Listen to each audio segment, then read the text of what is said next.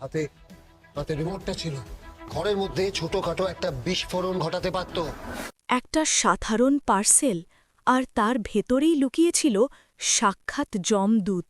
মাত্র ৩৯৯ টাকার একটা পার্সেল কিভাবে তোটেনি আর জিতের হাসিখুশি সংসারকে এক লহমায় মৃত্যুপুরীতে পরিণত করল? জেলের অন্ধকারে বসে কে বুনছে এই ভয়ঙ্কর ব্লুপ্রিন্ট? নিজের স্ত্রী আর সন্তানকে বাঁচাতে জিত কি নিজের মাথায় গুলি করবে, নাকি চোখের সামনে শেষ হয়ে যাবে তার পুরো পরিবার? রুদ্ধশ্বাস এই পর্বের প্রতিটি সেকেন্ডে লুকিয়ে আছে মৃত্যুভয়। জানতে হলে ভিডিওটি শেষ পর্যন্ত দেখুন, কারণ আজকের গল্পের মোড় আপনার গায়ে কাঁটা দিয়ে দেবে। বন্ধুরা, ভিডিওটি শেষ পর্যন্ত দেখতে থাকুন আর আমাদের চ্যানেলটি প্লিজ সাবস্ক্রাইব করুন। ভিডিওতে একটি লাইক দিয়ে পাশে থাকুন। আজকের পর্বে তটিনীয় জিতের জীবনে নেমে আসে এক ভয়ঙ্কর ঝড়। ছোট্ট মেয়ে পিকু এসে জানায় তাদের ৩৯৯ টাকার একটা পার্সেল এসেছে। পার্সেল খুলতেই জিতের চোখ কপালে ওঠে। ভেতরে রাখা একটি আসল রিভলভার। ঘোর কাটার আগেই জিতের কাছে একটি অচেনা নম্বর থেকে ফোন আসে। জেলের ভেতর থেকে এক ভয়ঙ্কর অপরাধী জানায় তটিনীদের বাড়ির ভেতর এবং পিকুর ঘরে সে বোমা ফিট করে রেখেছে। রিমোট তার হাতে, বোতাম টিপলেই সব শেষ।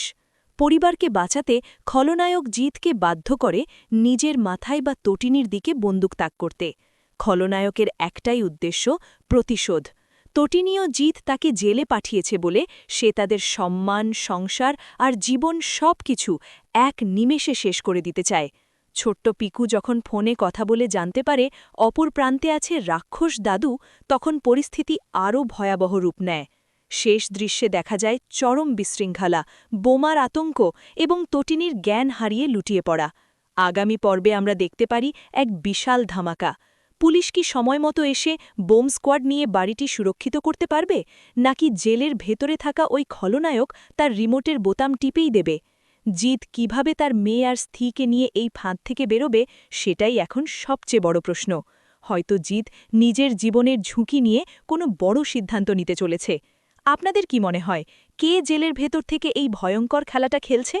জিত কি বোমা ফাটার আগে পরিবারকে সুরক্ষিত জায়গায় নিয়ে যেতে পারবে? এই রাক্ষস দাদুর আসল পরিচয় কি হতে পারে বলে আপনারা মনে করেন? কমেন্ট করে জানান। বন্ধুরা, আজকের এই হাড় হিম করা পর্বটি আপনাদের কেমন লাগল? জিতের এই অসহায় অবস্থা দেখে যদি আপনাদেরও চোখে জল এসে থাকে, তাহলে ভিডিওটিতে এখনই একটি লাইক দিন। তটিনী আর জিতের ভাগ্যে এরপর কি লেখা আছে, আগামী পর্বের সেই রোমাঞ্চকর আপডেট সবার আগে পেতে আমাদের চ্যানেলটি সাবস্ক্রাইব করে পাশের বেল আইকনটি বাজিয়ে দিন। আর আপনার সেই সব বন্ধুদের সাথে ভিডিওটি শেয়ার করুন যারা এই সিরিয়ালটি দেখতে ভালোবাসে। ভালো থাকবেন, সুস্থ থাকবেন। দেখা হচ্ছে পরের ভিডিওতে।